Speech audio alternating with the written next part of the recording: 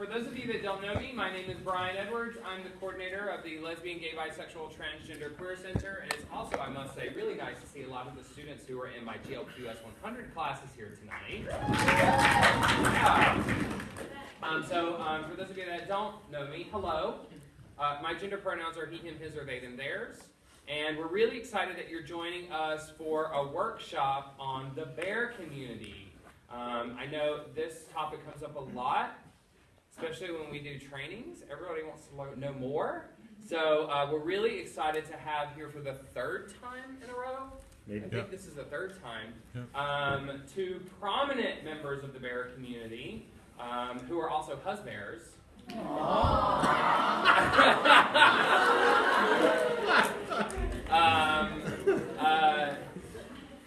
Matthew Becerra and Stephen Lambeth, who are also dear friends of mine. So we're really excited to have them here to talk about the community, to have some fun games, some fun bear games, to talk about terminology. And then at the end, thanks to our friends at the Center for Student Involvement, we will build our own bears. You get to take the bear home with you.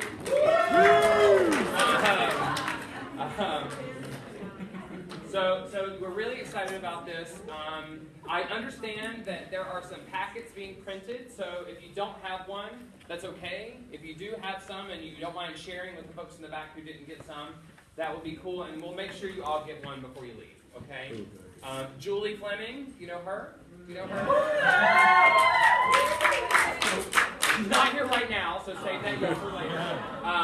When she talks about bears, then you can be like, scream again. But when she comes back, we'll announce that we have packets, or we'll wave them in the air. So if you need one, just raise your hand. We'll make sure you get one. Sound good? Yeah. Awesome. So please welcome my friends and yours, Matthew Becerra and Stephen Lambeth.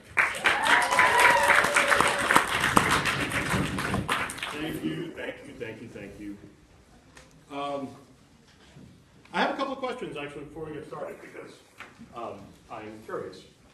Again, thank you for coming out. It's totally crap outside. I appreciate it. Who has been here for this presentation before? Oh, not bad. Been here before? Yeah. Only 3? That's the second time we were here. It was mostly a total repeat. I'm like, why are you here? But so that's fascinating. That's good. And as Brian mentioned, so this comes up.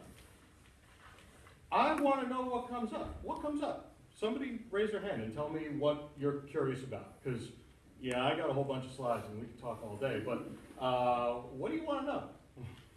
Go ahead. I want to know. I'm a lesbian. Congratulations, your kit will be arriving in a few weeks. What, you want to know what? I want to be called a mermaid. You want to be called, oh wait, so I have to establish an animal kingdom? I'm not saying it's not going to happen. We were meant to be magical, this is true. I'm okay with that. Interesting. Well, we're going to get there.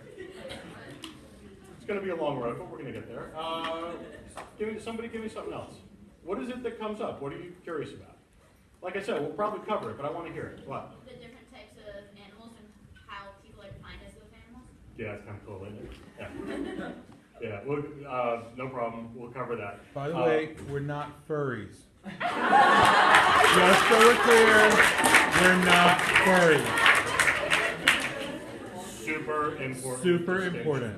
Yeah. I wanted to know about like the history of it, like why it's a thing, like how. Okay. All right. Cool.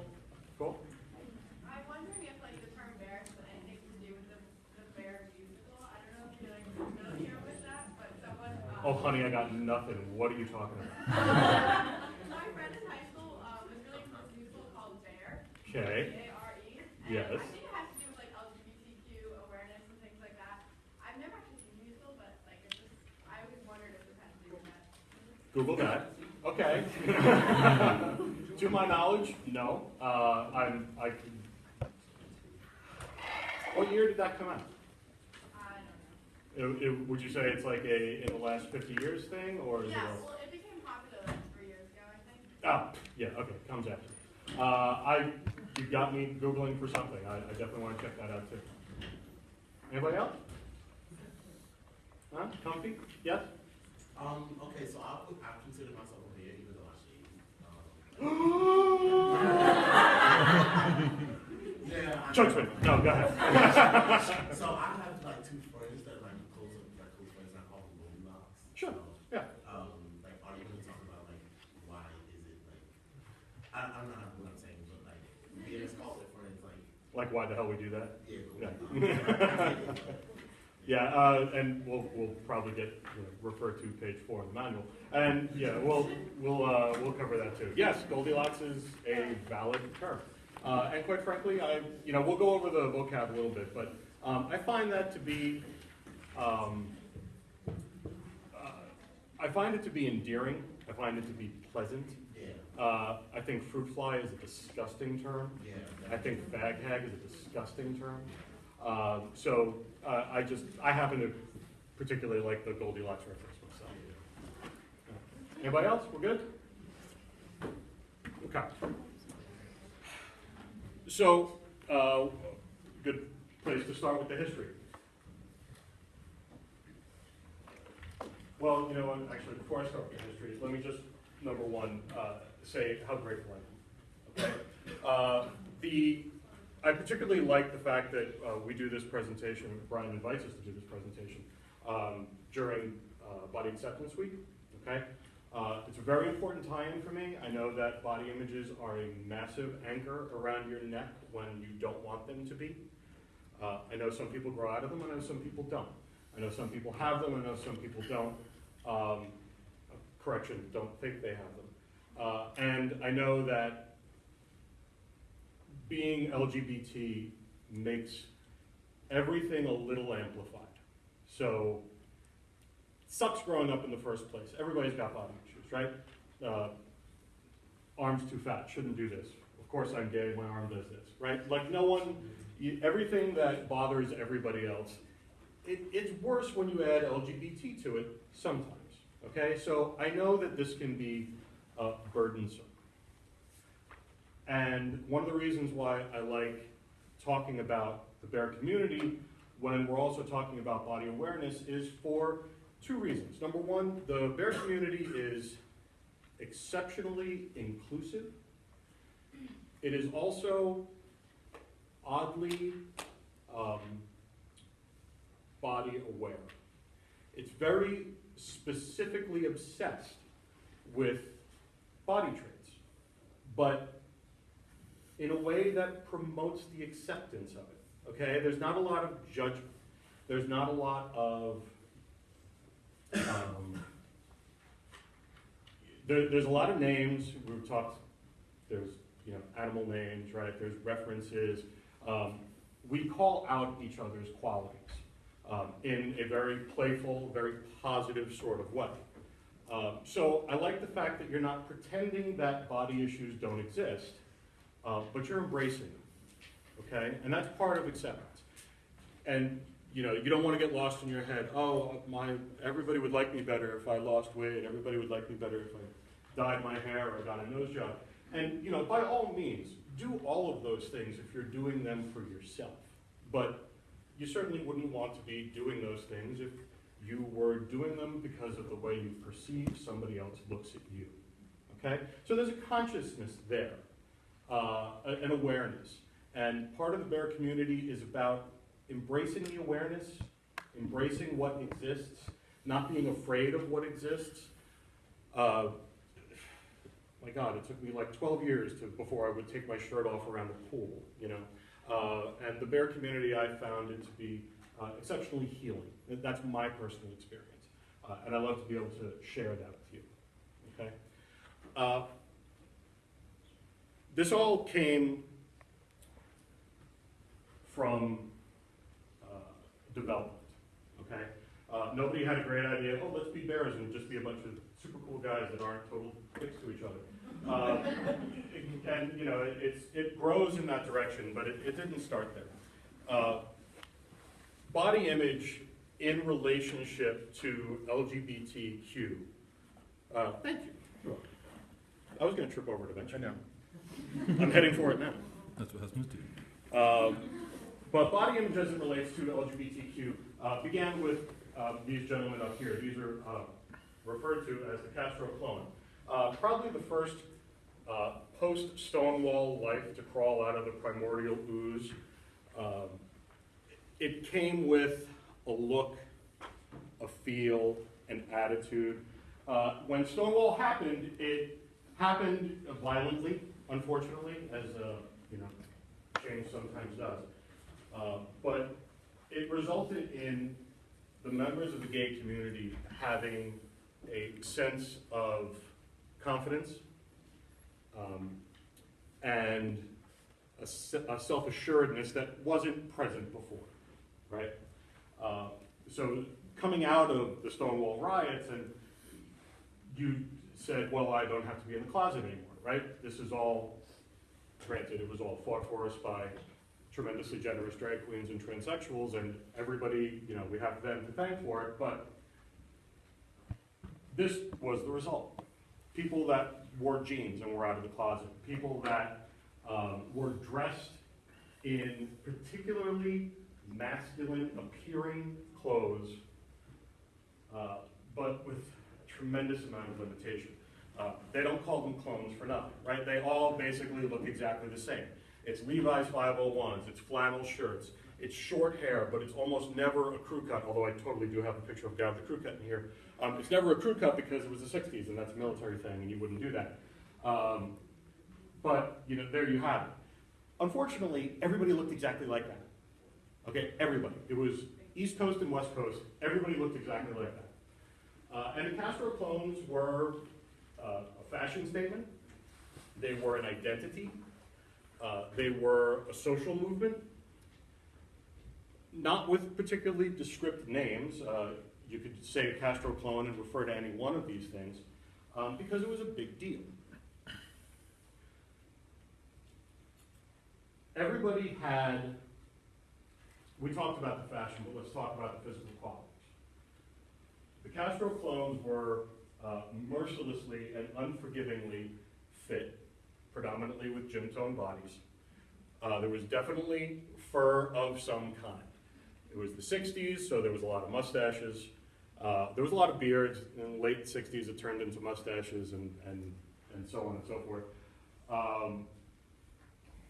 But whether you were gay or straight, the two polar opposites being up there, in a dark room, you could barely tell either one of these two guys apart. In the meantime, one of them's Freddie Mercury and the other one's Burt Reynolds. So this was a very popular thing, but there was a small sidestep. Whereas the Castro clone was pervasive, right? It was the only image of a gay man up until this point that people were even slightly aware of. Everything else was closeted prior to this. Unless you were a drag queen or a transsexual or a performer where you would be in public, you were invisible. This is the first attempt at visibility was the Castro clones. We take a slight sidestep into Tom of Finland, where we take the stereotypical Castro clone look and feel, and we added a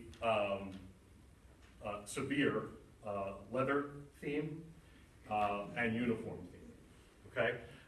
And this identity continues to exist today, right? For example, these gentlemen here. Look at them, they're Castro clones. Okay, they're Castro clones with a little bit of leather. And I just want to stop here for a second because I wasn't aware of this and somebody made me aware of it later on, that this could be somewhat of an intimidating photo. Bears in general sort of look like me, okay? I have resting bitch face. This is a problem. It's a little unapproachable sometimes. My size might be a little intimidating. My voice might be a little intimidating.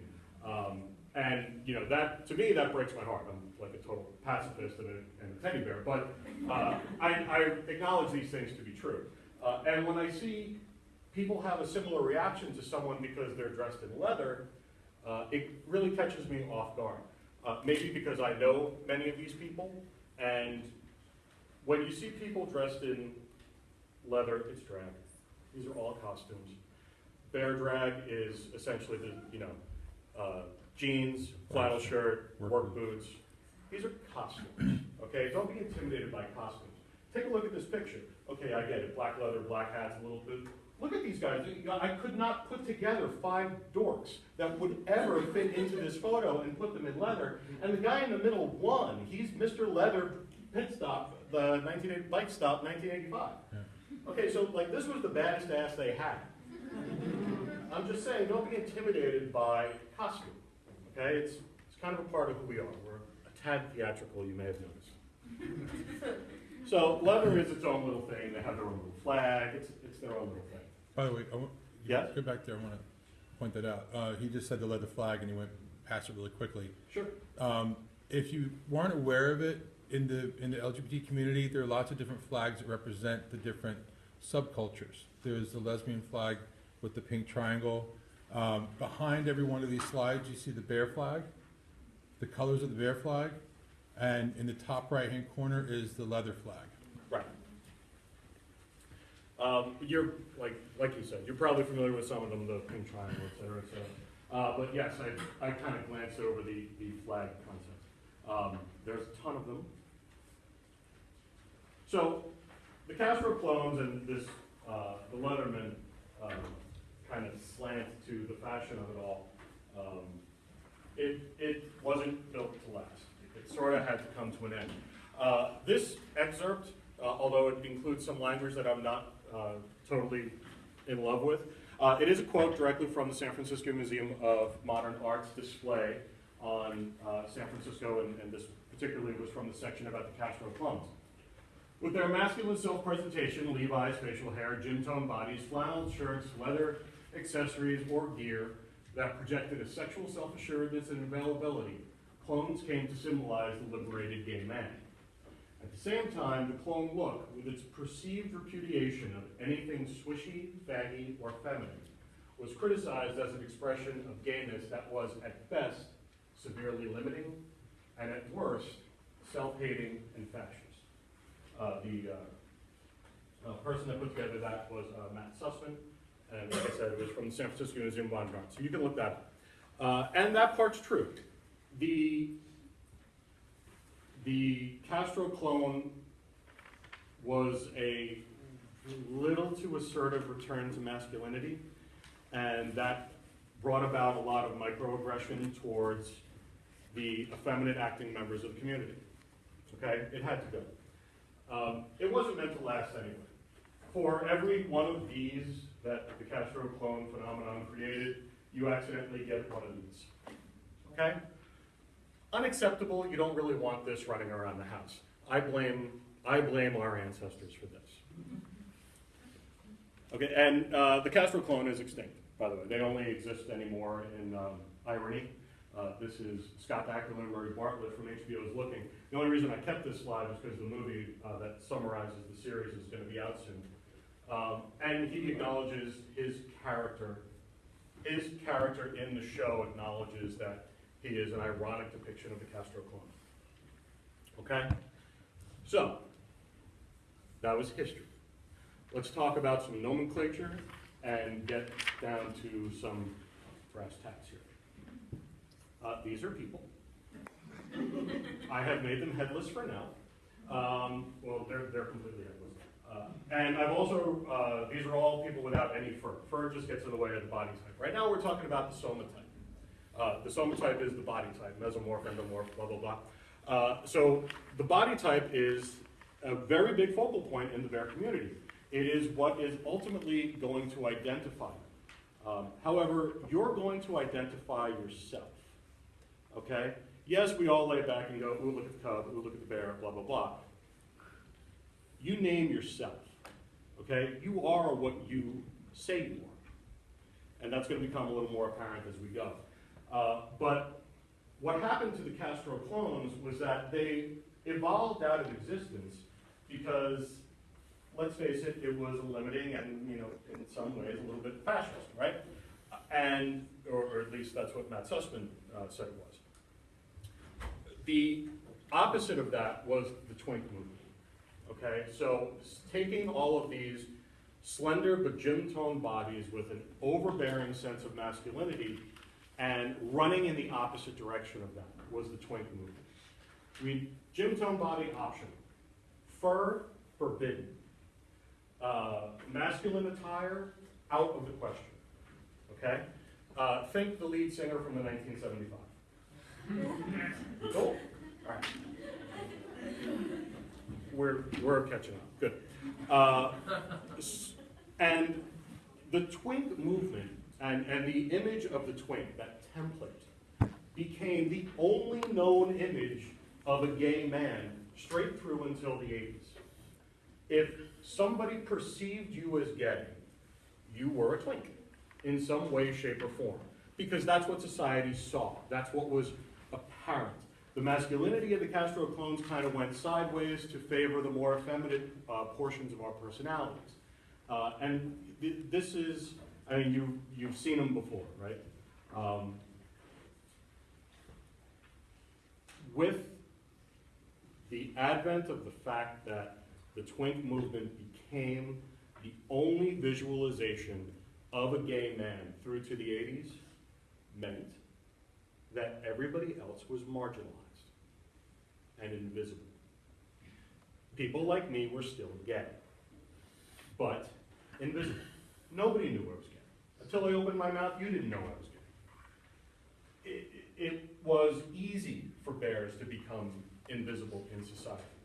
If you look like us, you have facial hair, you don't particularly announce anything, look particularly effeminate, you just blend into society and be invisible.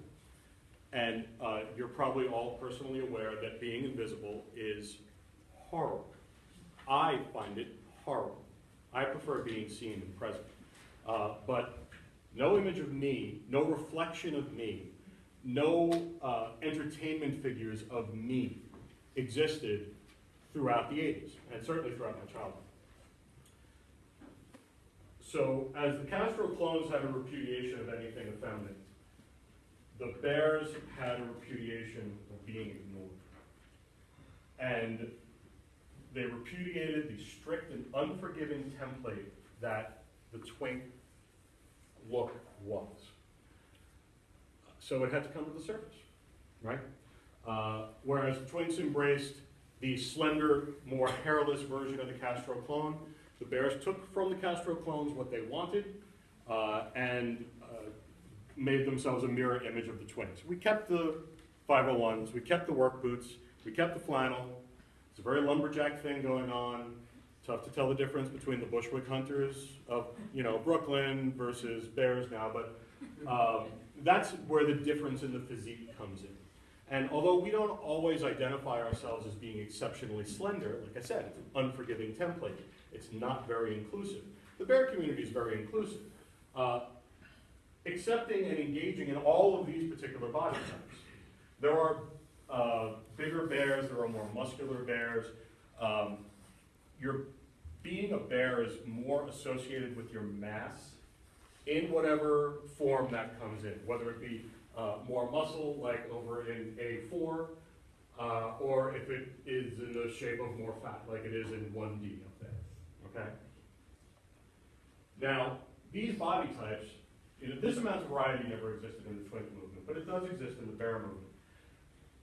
And these body types represent some of the range. A1, we could just call twink, okay? We'll just leave it at that. And everything around it is a variation. Now, like I said, these guys don't have fur. And some people ask me about this later on in the presentation, so I'm just gonna bring it home right now. Pretend you're a bear in the bear community, a friend of a bear, being judged by other bears in a friendly, super awesome sort of way. You're gonna get called something when you're up here anyway. For example, let's say A2 and B3, they would be dolphins.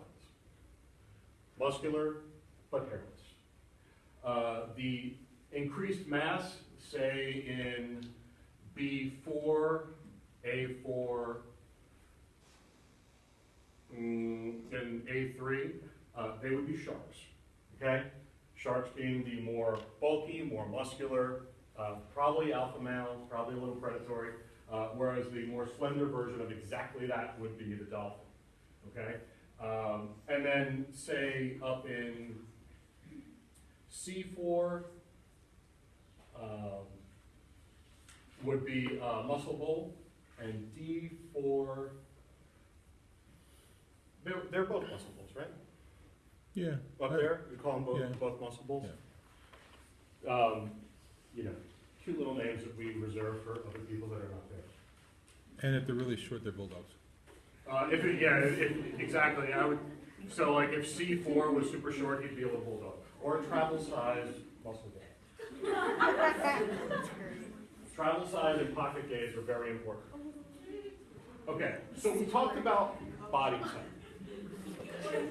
Everybody here is presumed straight until otherwise denoted by the media, okay? Everybody here, these are recognizable examples for your use, but I'm making no implications here whatsoever. Okay, and the reason why these people are also in this chart is because I think you know more about them. As celebrities, although you may not know everybody and I'll answer any questions, but these celebrities you're probably familiar with, well, now their face. B, you probably know what their body looks like, right? You have a good idea of their body. And you probably have a good idea of their personality and temperament, okay? So, although it's not lined up exactly the same way as the previous chart was that was doing body type, this covers most of the nomenclature in the bear community. This part of the zoo and this part of the taxonomy is required reading, okay? You have to know this. It's unforgiving, okay? This is required. Is there anybody on this chart that you don't know? Who's Cub? Who's who? Cub? Gotcha. No, the The first one on top, D1 there? No, C1. C1. C1. That is Jeremy Piven from Entourage, from, Oh, wow. oh wow, he was in Mr. Righteous, I can't remember the answer to that. Very Bad Things. He's in something else in on BBC right now too. Mr. Righteous. Yeah. Oh, yeah, the guy in Miami. I don't. Right. Yeah. Whatever that was. Yeah, but you find him in Entourage. He plays Ari Gold in Entourage. Serendipity, right? Okay. So let's talk about these guys real quick. And let's start at A1. All right, so that's Zach Galifianakis. A chump by any other name would be Zach Galifianakis. A little upsetting when he lost all the weight, kind of hurt my feelings deeply, but I got over it. But for the purposes of this chart, he's still a chump, okay? And it kind of grows across. I don't have to go over each one of these things because I think you know where we're coming from. Ryan Gosling over there is obviously a muscle cub. Look at him, he's a cub. And he's a super muscly, right? So that's all fine. Whereas you get muscle wolf, and we'll talk about wolves and otters in a second, because I find that that's where everybody kind of gets confused. Jason Statham is a straight up muscle bear. Yes, I heard it. And you have Gerard Butler and George Clooney, so all the way through. And I think those parts all kind of make sense. But let's talk about the modifiers for a second. The differences between wolf and otter are not physical, okay? There are two instances where this occurs. The difference between wolf and otter are not physical. Take a look at Gyllenhaal and Colin Farrell. In a room, at a quick glance, you could easily mistake one for the other. They're both slender, they're both furry, they're approximately the same size, shape, and weight, right? So what differentiates them? Wolf and otter are personalities. Otter would be the cubbish version, okay? The more, not to say a submissive personality, but let's say the more submissive personality. If Jake Gyllenhaal and Colin Farrell were in a room together, Colin Farrell is the alpha male, hands down, okay? One of them is innocent looking, one of them is clearly predatory. Clearly much more powerful sexuality coming off of Colin Farrell, right? He's the alpha male in the group, he's the wolf. Gyllenhaal becomes the otter. Okay? However, Colin Farrell is certainly not as beefy or quite as severe as Javier Bardem directly above him, so he's the daddy wolf. Okay? The other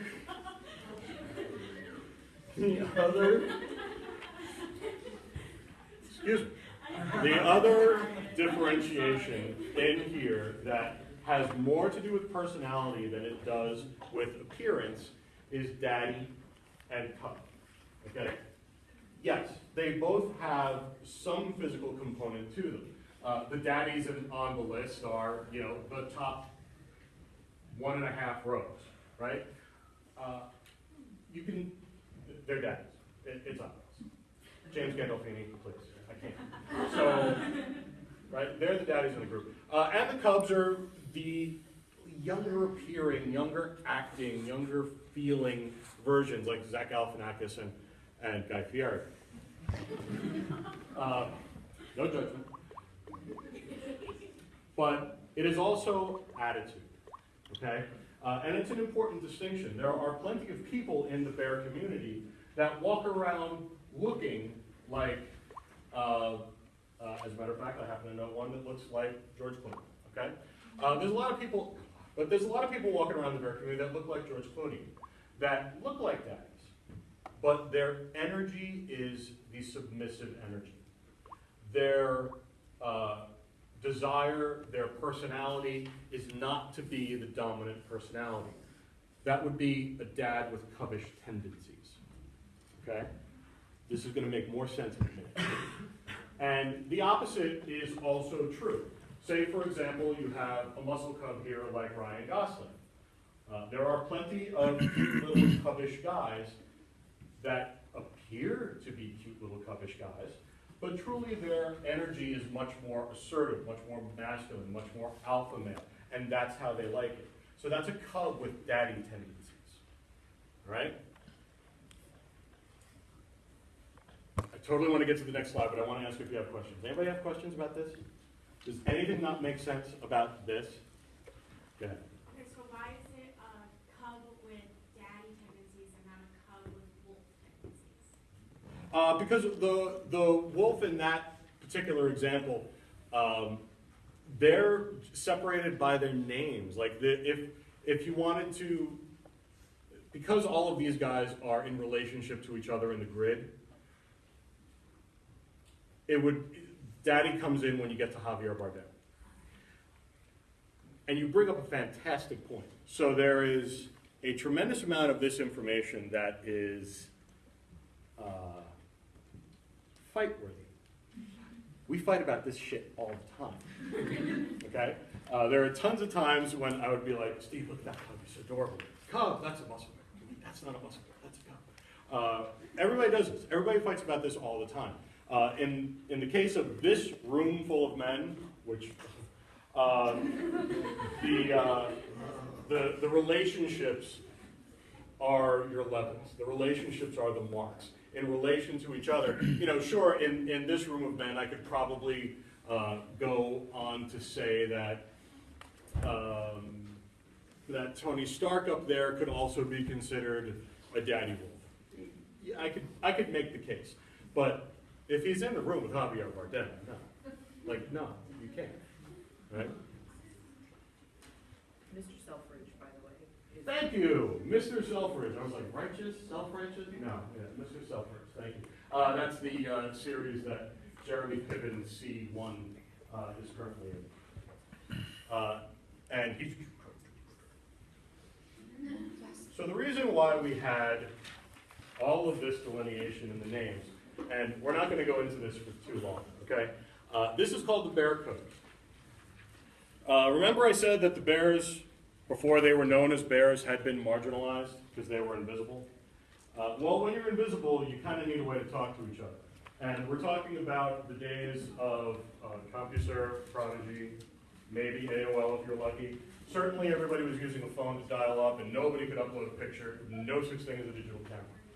You had to describe yourself in a text-based world. For gays, it's a nightmare, okay? To describe yourself in a text-based world. To be a bear with the amount of variety that we identify with in a text-based world required some heavy-duty thinking. This was the bear code. You all fit into this in some way, shape, or form. For example, when I met my husband Steve, my bear code was on my profile. And when I first found his profile, his bear code was on his profile. While I could see his pictures, while I could read paragraphs of text about him, I am going to sheepishly admit that I kind of learned a lot more from his bear code than I did about anything he wrote. Here's one. So, like I said, a lot of characteristics about being a bear. It turns into this granular description here. Some of these descriptors are 0 through 9, like size of your beard. It's, you know, a 0 would be no beard whatsoever. You don't even really call them bears with a B-E-A-R, you call them B-E-H-R, whatever. There's shit that even I'm like, whatever. So beard is described 0 through 9. 0 is no facial hair, 9 is ZZ Top, right? So you fill in a number there. Everything else is done with a series of pluses and minuses. So if you're a cub, then you're either sort of a cub, or you're really not a cub at all. So you're either C+, C++, C minus, C minus minus, or just C for I'm a cub. Okay. F for fur. It's either minus minus, minus, nothing, plus, plus plus. Okay. So that's how you measure the amount of fur. Now, personality-wise, it gets a little revealing. For example, bears grow. Did I tell you this? Bears grow. We grow. Did we do this? So bears grow. Bears love to hug. They love to touch. They love to belly bump. Bears are a very tactile community. It's just how we are, right? So all of this can be included in growth. However, there are people that don't like to be touched at all. G minus minus. Know anyone? No. My husband. Yes. Yeah. And we joke we're going to drag him to Bear Week in Provincetown one year and just get him a T-shirt that says G++ and throw him. Also, sex is S minus minus for strictly monogamous, S plus plus for anyone, anytime, anywhere. Not proud of it, but whatever. And you know, height and weight, blah blah blah. So there's all of this. Okay, and you fill out each one of these numbers, and the final product is your code. But I want to bring a couple of things up to you that I find to be very informative about the bear community. And that is that with all of this granular description, there is absolutely no reference to top or bottom. Okay?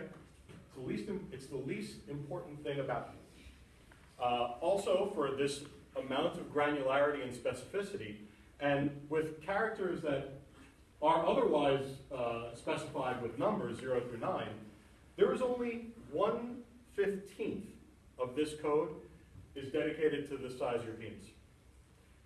And they don't do it with a number. They do it with pluses and minuses for relative size, okay?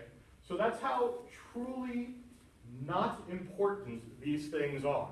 They're important, sure. Everybody's got a, you know, everybody has their truth. Everybody knows exactly what they are. But in terms of identifying yourself in the bear community, they could have done more than that. Endowment could have, that's what that means, by the way. Endowment could have been done with numbers, but chosen not to. It's done relatively to de-emphasize it. It's simply not that important. And then the Q is for queer, and it's very loosely defined. Some people regard it as... This was also the 80s. It was the 80s. Queer Some now people has a regard different connotation. It's a connotation. People regard it as a personality trait. Some people that are actually professional drag queens would identify with Q++ for no super specific reason. So queer is it's a little ephemeral of a definition there. As is P. There is absolutely no explanation for P. If P shows up on someone's profile, you might want to take a step back. There's a discussion to be had. But there really is no set definition for it. Whereas the other things are, you know, self-explanatory. somebody walks up and their profile is like E++ exclamation point. They're fucking liars, right? So either that or the circus is in town. One or the other is probably true. These are our codes, by the way.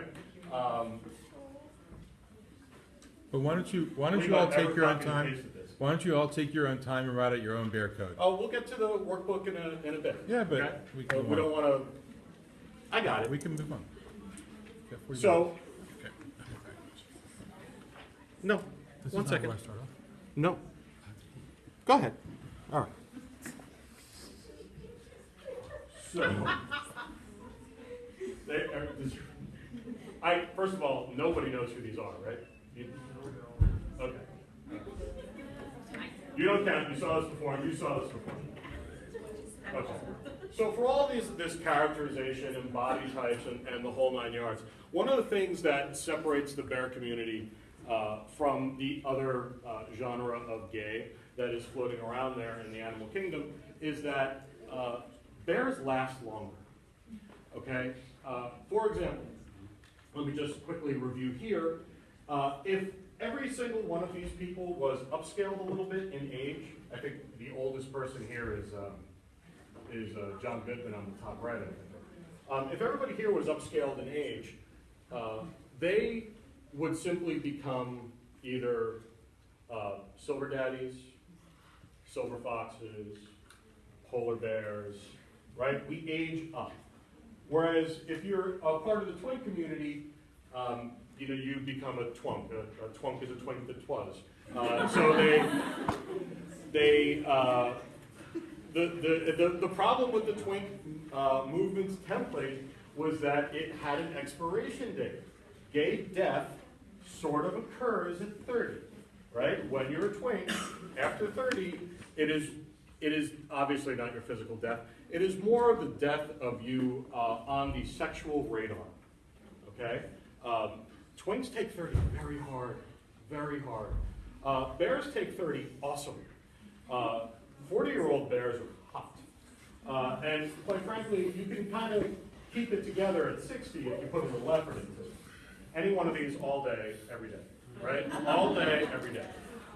This doesn't work out as well for the twink community. For the twink community, you age up and gay death occurs and you become sexless.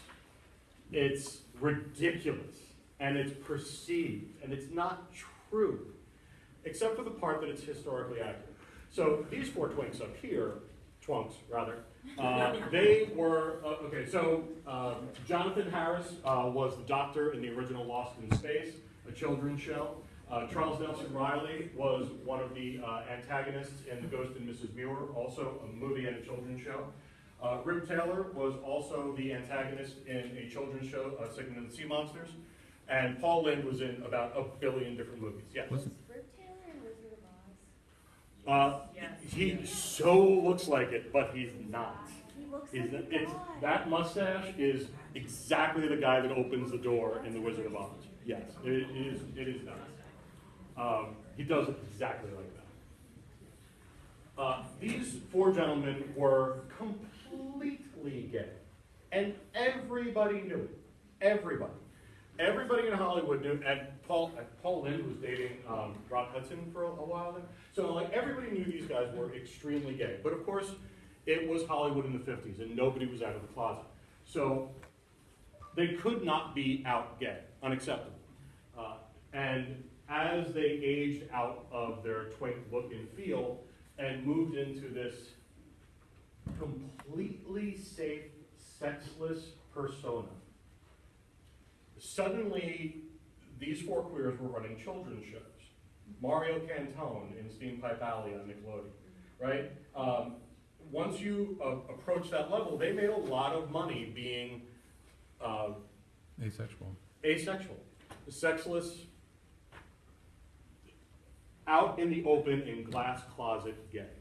They made a lot of money doing that, but it's a lonely life. Who the hell wants it, right? Whereas, like I said, bears, you go in stages until you turn into a polar bear. Bear community has been extremely prevalent in media recently. It's not a It's not a long-standing thing. We have our own little movies. Full disclosure, we're in the second one of this. We have our own TV shows and videos. I recommend you downloading this. This shit's funny. I have nothing to do with this, but this we know all these guys and they're fabulous and that shit's funny. And of course, music. Two Bears are fantastic British DJs. Big Dipper is appalling. I make no warrant about this whatsoever. Deeply, deeply, deeply appalling. Okay, funny as shit. You can see him at Pride. He'll be there. He'll be at Bear Week in Provincetown. And when you talk about movies, music, and social get-togethers like Bear Week in Provincetown, the person you want to speak to is my beloved husband, Stephen Lang. Hi, baby. What? By the way, do it with laser. Oh, laser pointer. Good note. Thank you. I said, do you want to practice with this, honey? He was like, no, I got this. No, I got it. It's totally taken care of. I got this. So, as Matthew, thank you for the handover, baby. Yeah, whatever. As Matthew I'm just pointed here. out, bears are very social animals. We like to cook and drink and shop together. I've got multiple pictures of me with shopping bags with all my friends after we've gone to Woodbury Common. We're very friendly men. We're the largest gay subculture. Think about that. What does that mean to you? What does it mean? What does it mean to be the largest gay subculture? We have kind of our own language. Did you ever? Oh, I was just gonna say like, a community within the community. Yes. Yeah, so the LGBT community is a community. We are family, right? And aside from that too, or within it, we are a subculture. We're a family within the family. And we socialize a lot together.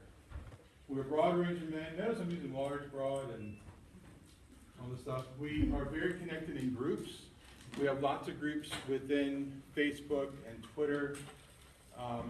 We are big bloggers on like Journal, for instance, Blogspot, if you use those. And they were big upcoming means by which to connect with each other. And we love to give bear hugs. When we go anywhere together, we tend to text a lot. We have a lot of websites, mobile apps, we'll get into those in a second. You ever heard of bear runs? No? What do you think a bear run is? We do not jog. We do not jog. What do you think a bear run is? Like what? A meetup? Yeah, that's good. You ever been to summer camp? Who was ever at summer camp? Okay? It's like going to summer camp for adults, for adult men. And actually, we're attracting more and more from other communities because we have so much fun when we get together. We dance, we sing, we shop, we eat, obviously, and we drink. We have a great time. And people love being around good energy, right? Who doesn't like to be around positive, fun people? Bear runs are typically 4 or more days of frolic and fun. So Bear Run can be 4 days, 3, 4, or 10 days. Bear Week in Provincetown now is 10 days. Covers 2 solid weekends, along with 5 work days for vacation in Provincetown. It's fantastic. We have a lot of bear circuit parties too. You ever heard of circuit parties? No? Circuit parties are, there are people who actually go around the country to these different parties just to dance and have fun. And they're called circuit parties.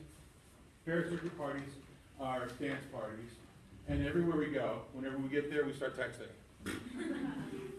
No, I'm not kidding. Some of the bear websites, Matthew and I met through bigmusclebears.com. He stalked me for 4 months. That's what And if you haven't noticed, he's kind of shy.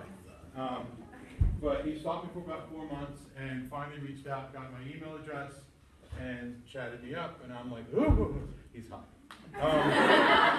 So I had to get to know him. And everything he said to me in his email I had to get to know him. Still is true. Today. But we used to also pay attention to musclebears.com. Bear Form 1 is not only just a website, but it's also a chat area. So it's a website, it's a chat, I think they have an app, I'm not really sure. They do have an app. Everybody else just has short messaging, but Yeah, the yeah. Bear Phone One's app is not very good. But Facebook groups, there's tons and tons of bear-related Facebook groups. Mine, that I generated about 7 years ago, Bear Week in Provincetown, it's dedicated to the bear run called Bear Week in Provincetown. And it is phenomenal. My group now has almost 10,000 people in it. yes. And about 10,000 people come to Bear Week in Provincetown every year. They sell it the entire town. The town loves us because why? So much tourism. Yeah, we eat, we drink, we dance, we shop. That's not What true tourist for everybody destinations? else. Huh? It's not true for everybody else. What do you mean? All the other weeks? before with Yeah. the police cars, Yeah. the week after with the ambulances. Exactly. So they're in Provincetown, in order to drum up a lot of tourism and get it back into town, because it's at the end of the Cape Cod, up here at the Fist in Massachusetts. You got it. Yeah, Cape Cod. That's how it's shaped, right? Like the arm. The arm. This is Truro. This is the elbow down here in Yama. Anyway, Bear Week in Provincetown is a big boon for the town, as well as Carnival, which is a month later. But after the weeks of drudgery, of different event weeks that don't really bring a lot of tourism and money to the town, the Bears bring a ton.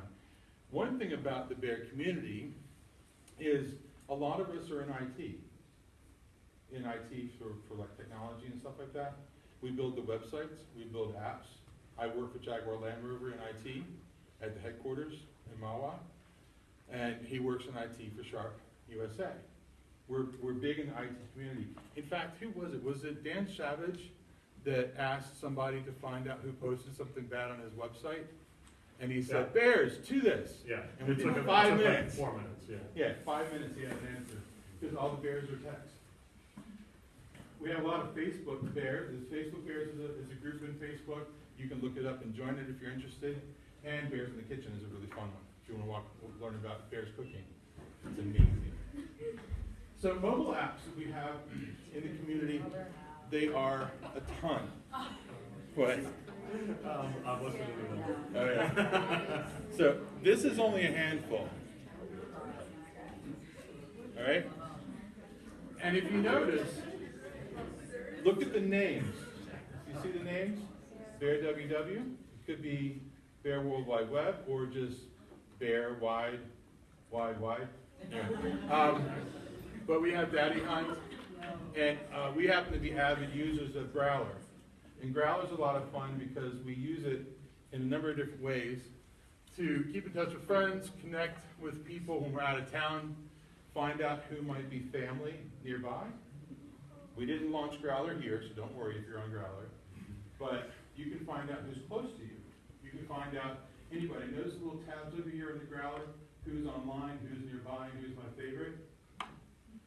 So we can see who's online, and online is anybody in the world who happens to be available right now. Nearby is, of course, within a 20-mile radius. And then favorites are people that we've chatted with and we like. So here's a simple sample profile of 2 people I know. They happen to be in San Francisco. I didn't want to find anybody close by so they wouldn't be compromised if they didn't want to be up on screen. But notice some of their details that they put up here, not really about their themselves, but as Matthew pointed out, historically with the Bear codes, this has changed a little bit, the mobile apps, right?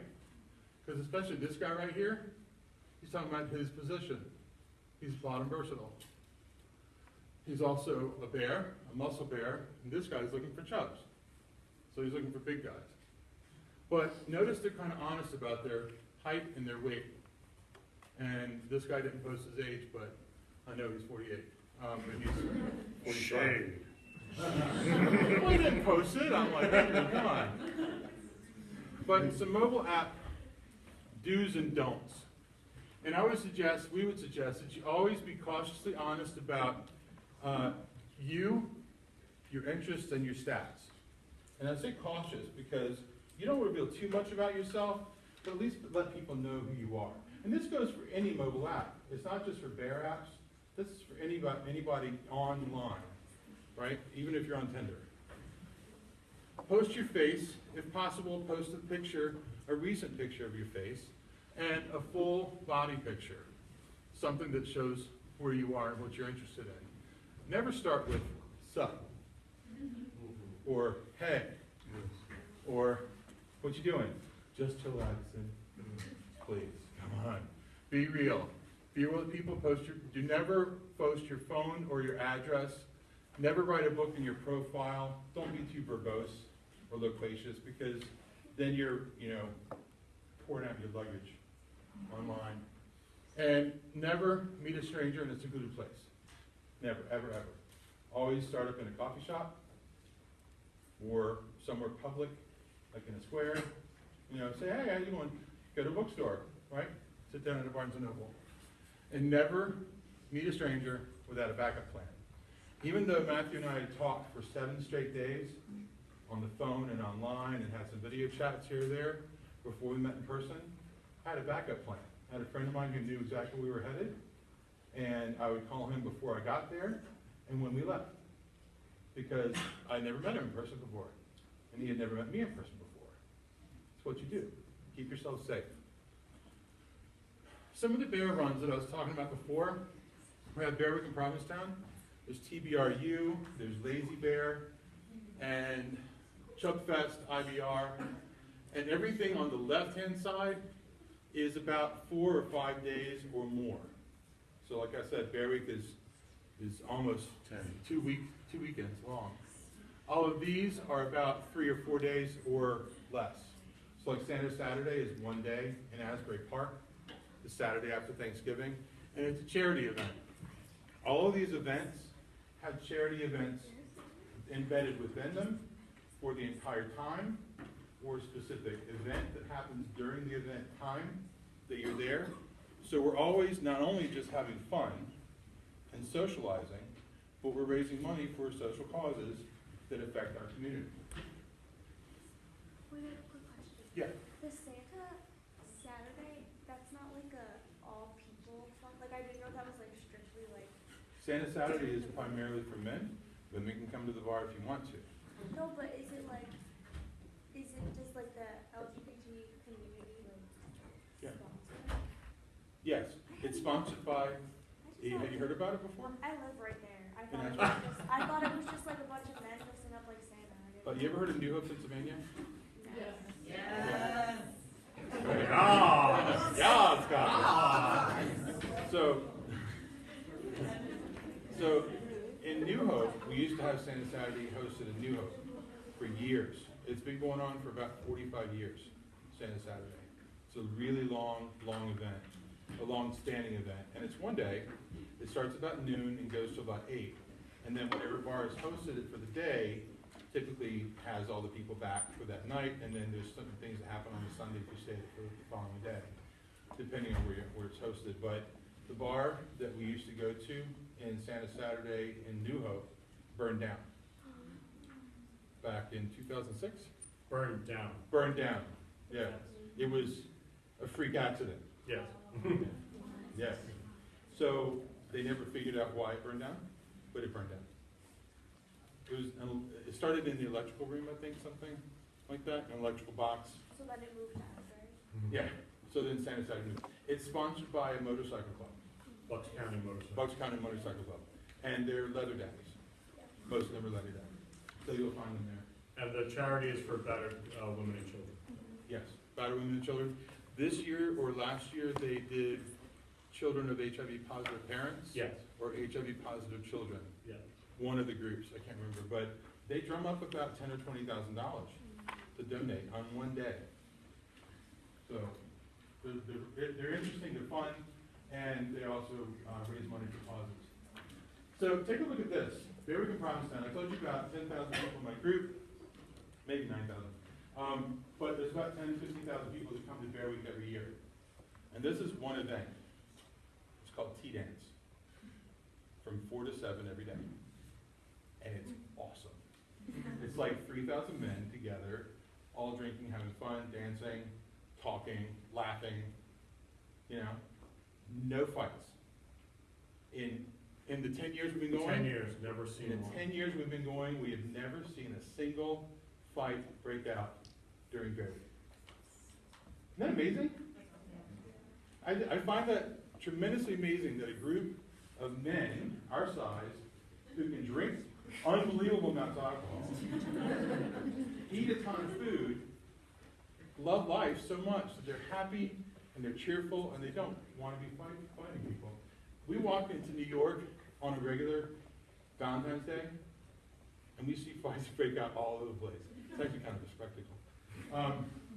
So then there's also some international bear events. And we won't go into too much detail, but Barcelona, Sitges is just down south of Barcelona. There's Belfier in Dublin, Beef Dip in Mexico. Oh, yeah. There's Bear Scott Fest, Bear Arabia in Lebanon. But then there's also some cruises that you can take called Chumley Cruise. Arno, a friend of mine from Germany, started up a cruise company called Arno's Gay Cruises. And he's done quite well. And he's had, I think, 400 or 500 bears on a cruise line. And it's a regular cruise line. It's not a big boat. But I'm not kidding. The Atlantis Cruises is actually a gay boat. But they do also have bear-specific cruises on the Atlantis boat. Because mostly the Atlantis cruises are made up of twinks or twunks, whoever, but mostly not bears. But they do have some bear-specific cruises. The dancing I was talking about before, some of the dances are in the U.S., like Bear Blow-Off, used to be, and now it's called Hot Sauce. I don't know if you know this group, but Husker Du, back in the 80s, Bob Mould and Dave Aud. They had a group called Husker Du, and they started these Bear Blow-Offs and Hot Sauces about 10, 15 years ago. And they're bear dances that travel the states. Started in D.C., came up to New York, went down to Miami, up to Chicago. They had Bear Blow-Off at Bear Week in Provincetown a couple times. And there's also Pitbull in Vienna. But there are circuit parties all over the globe, and you'll find bears at them, but most bears like to have their own dances. So, we'd like to say, this was supposed to be at the end. I was supposed to move this to the end. What? What? And one thing I want you to pay attention to is the glossaries in here, right? Yeah. Yeah, okay. There's a glossary in the back of the handout. And you'll notice that these fans say woof and gur. They are interchangeable kind of salutations for bears to each other, especially if you find one attractive and the other person responds with an attractive, banter back. So, Take this. Brian, did you want to say a little something about some of the ones that you marked off? Sure. So, And then you guys can go through. sure. I haven't looked at this in a while, but a couple things. So this terminology packet is similar to the terminology packet we use in the classes as well as in our trainings through the center. I will say that there's a difference that the stop sign is actually more of a caution, not a stop, don't say it. It's a stop and think about it. So that would probably be better if it was changed to a caution sign. We'll do that next time. But if you see that symbol, it basically means that stop and think about it, that could be pejorative, or it can be assumed to be pejorative or derogatory. But it's used in the community, right? So an example of it would be douchebear, which derived from douchebag, which, some people would be very offended by being called a douchebear, but, maybe someone is behaving a certain way, and that's used in the bear community to say, why are you being a douchebear, right?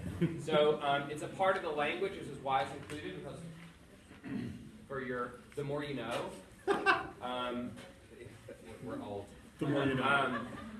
You and me, that was it. You and me. Or like fruit fly, like that was discussed earlier, which can be perceived as derogatory, right?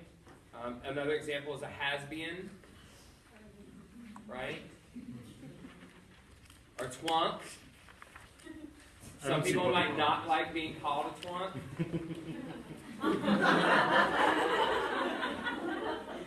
Did you do the same thing? No, I just wanted I pointed at myself. Exactly. So we put these in here because people say them as a part of the language, but just just kind of be careful how you use them because, like a lot of words in the LGBT community, people could really be offended by them. But this is yours to keep. So to add to your existing terminology, and there's lots of other ones I think in here as well that can kind of complement the terminology that we talk about regularly. But so yeah. All right. Cool. Thank you. And we'll let you read through those on your own. I do want to point out you asked about Goldilocks. That's in the list. Oh, you wanted to be a mermaid. I want to be a mermaid. Okay. So we can just like write that. Yeah. Now, how would you define mermaid? I don't know. She has to hang out with swimming bears. At least otters. Or dolphins. Or dolphins. Yes. Or sharks. Yeah. Or sharks. Yeah, let's go.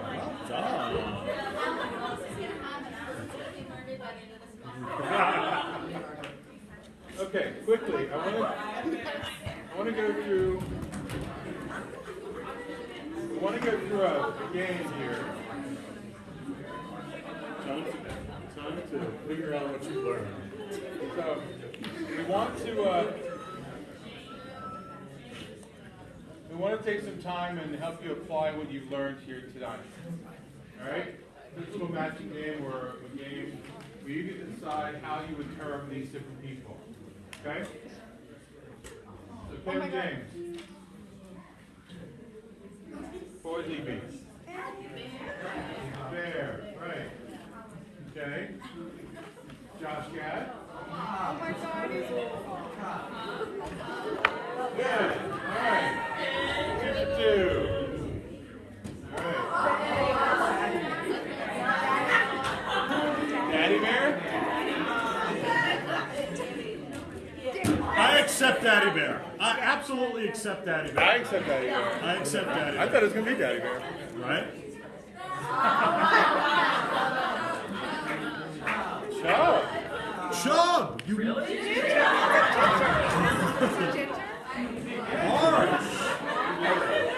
Okay, before you move on, so another thing you'll notice about the bear community is how other words can be added on, like ginger cub, right? Or like red hair, right? Also, race can play a part of it too. So it's something that we haven't discussed is it's one of the communities where race can also help assign a title in the bear community, right? So you could be a black bear, right?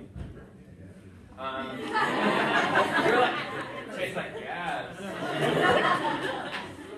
So race plays a part of it too. You'll see that come up. Yes. Yeah. It's not offensive for some reason in the bear community to call out a person's heritage as part of their descriptor. Bears are called osos or ositos for cubs. If you took that celebrity chart and replaced it with all black celebrities, they would all be comfortable being referred to as black bears. If you replaced it all with Spanish Latin bears, they would all be comfortable being osos ositos. If you replaced it all with Asian celebrities, they would all be comfortable being called panda bears and references to this. So I mean, it's so normal, it's so everyday, it's so not meant to be offensive, and isn't taken that way. And remember I said before the bear flag represents the different colors of bears? It's color of fur, and we do have ginger in that list. See that top one on the bear? See?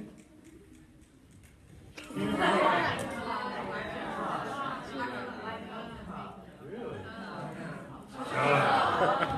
He's a big boy. He's a big boy. Oh my God! What is he? Ooh! I like Twunk. I like Twunk. I like Twunk for him. Yeah. Walking Dead. Come on. He doesn't know Walking Dead.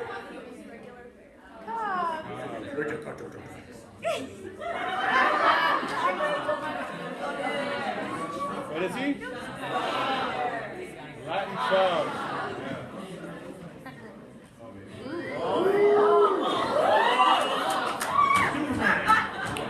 What is he? Huh? Whoa. Oh, okay. But also, I'm okay wolf with is that. good. I'm okay with wolf. But frankly, look at his pecs. I I'm serious. She has the muscle in there somewhere. Yeah. I heard that, right? From across the block. Right? Was he? Pocket muscle. He's about this tall. He's that big. He's about this tall. He's a pocket cup. Oh my God. You hear this guy? Yes. Oh, yeah. We were so excited when he came out. Glad you came.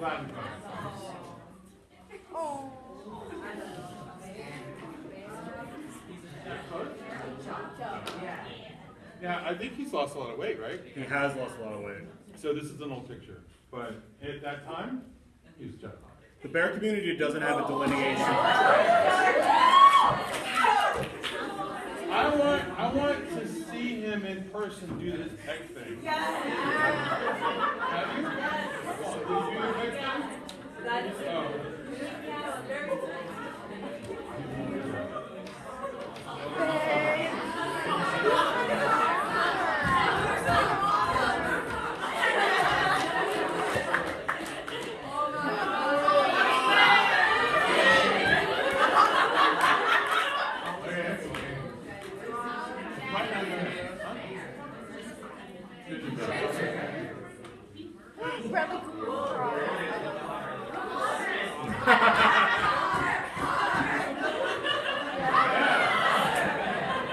Holy crap! It's good.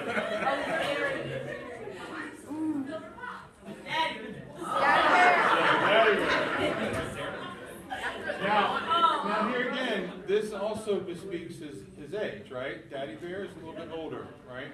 So whereas when he was younger, like Anderson Cooper, if he had gray hair, he could have also been a silver fox, but in this case, he's a silver daddy. I say daddy.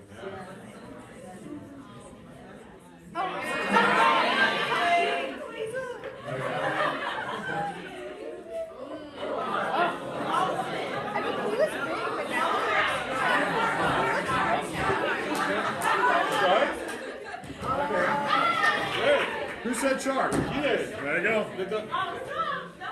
The mermaid said shark.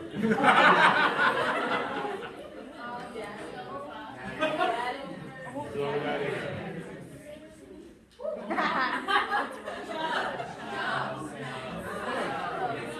Okay. I don't think he's that big.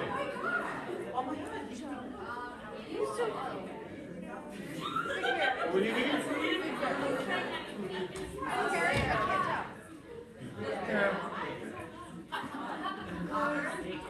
Yeah.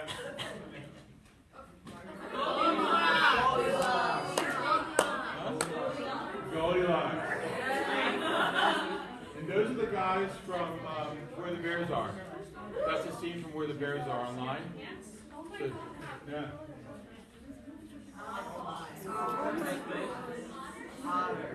No. It could be an otter too. Yeah, he could be skinny enough. Yeah. Mark Ruffalo. He's in like every.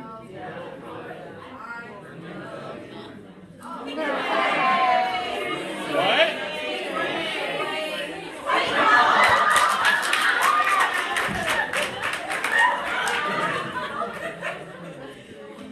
All right. And thanks for playing. All right. Are there any other questions that you guys have of what we talked about today? The history, the Castro clones, Tom of Finland. Look Tom of Finland up online. It's some interesting artwork. It's awesome artwork. It's awesome artwork. And He has stamps what now. else? Huh? He has stamps. He has stamps now. Yeah. You're right. And globally, if you're interested in this, I don't know if you watch stamp movements and anything like that for letters and things like that, but globally, the LGBT community has been coming out with new stamps in different countries around the world. Fascinating. Any other questions? There was a lot we loaded on you. Yeah.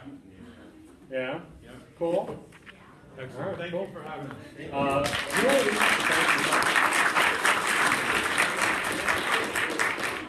Julie has a small exercise for you. Wait, before that happens, can I ask a question? Yeah, totally. Go If ahead. all are really comfortable sharing, what do you identify as in the bear community? Yeah, go ahead. Well, Mike he's Italian, all right, and I he cook. cooks really, really good food. Yeah. You know, he loves to feed me, so Damn it. I've gained, this is my married belly, but I'm actually deemed a muscle bear. People have deemed me a muscle bear. Because your And when stomach he's, is all muscle. it is. He's a muscle bear. That's. But He has no hips. It's annoying, and there's absolutely zero ass here. Right? Like how this is standing, I have no idea. But it's shoulders, it's arms, it's muscle gut. now, he is, right, he's a bear, As but when he's thin, I'll cut you. I'll cut you. he's an otter, honey. I'd love, ripped calves do not make a muscle bear. So bear is probably fine for me. Yeah. As a matter of fact, on my profile it was Italian bear. That's it. Yeah. Thank you. No problem. No problem. Very good question. Any other questions? Good. All righty then. Well, thank you both. Thank